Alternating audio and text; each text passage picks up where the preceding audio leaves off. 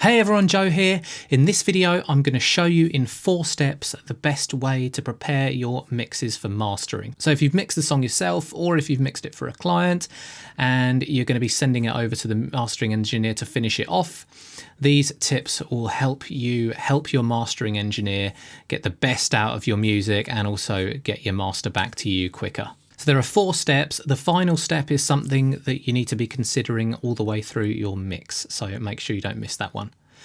Let's get started. Step 1 is to leave some headroom on your master fader. So if you're not sure what headroom is, it's basically how many decibels below 0 you're leaving. So you don't want the audio to be clipping right up to 0 because it can cause nasty artifacts, and also it doesn't give the mastering engineer any leeway for limiting. And even if you don't hear any clipping noises, your mastering engineer is going to be increasing the volume as a whole with limiting and compression, so you need to leave them space for that.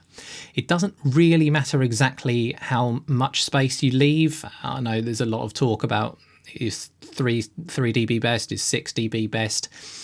As long as it's not clipping, you're probably going to be fine.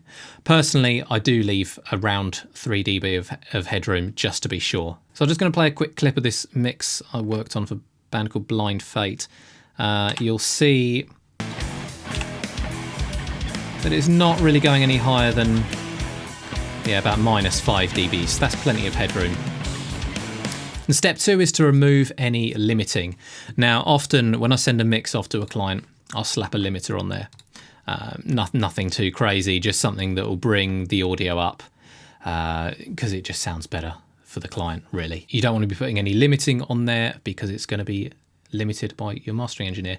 And especially you don't want to put any dither on there because, again, that's something your master engineer is going to be dealing with, and dithering twice is a no-no. The artifacts can start to become audible at that point. And then step 3 is when you're bouncing it down, you want to keep the sample rate the same as your session. So I'm not going to be upsampling, I'm not going to be downsampling, and I'm going to leave the bit depth to 24-bit, which is normally what I record in and mix in. Your mastering engineer is probably going to be converting that down to 16-bit for CD standard, but let them deal with that. And then step 4, the final step, is something that I think you should be considering throughout your entire mixing process, and that is to mix like there is no mastering. That doesn't literally mean you've got to master it in your mix, as in bring up the levels right to 0, obviously. It's still best to follow all the other steps. But what I mean is, don't expect the mastering engineer to fix tonal issues or issues with compression or things like that in your song.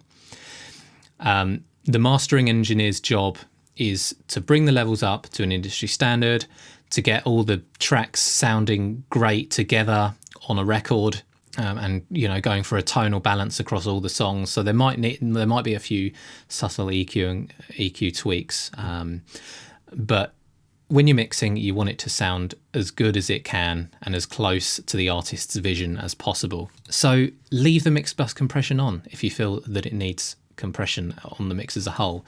If you've got any subtle EQ tweaks, leave those there. But if you really feel there's something that's not quite right, that you'd like the mastering engineer to focus on, you can always leave some notes with the file that you send over for them to take a look at for you. Those are the 4 steps. If you want to get a great master, you want to keep your mastering engineer happy and get that master back to you as quickly as possible, I really recommend following them. And let me know in the comments section below, do you master your own mixes, or do you prefer to send them off to a mixing engineer, and why? Let's get a conversation going. And I'm here every single week posting videos on mixing and recording and mastering every single Tuesday, so hit that subscribe button for more. And as always, thank you so much for watching, and I'll see you next time.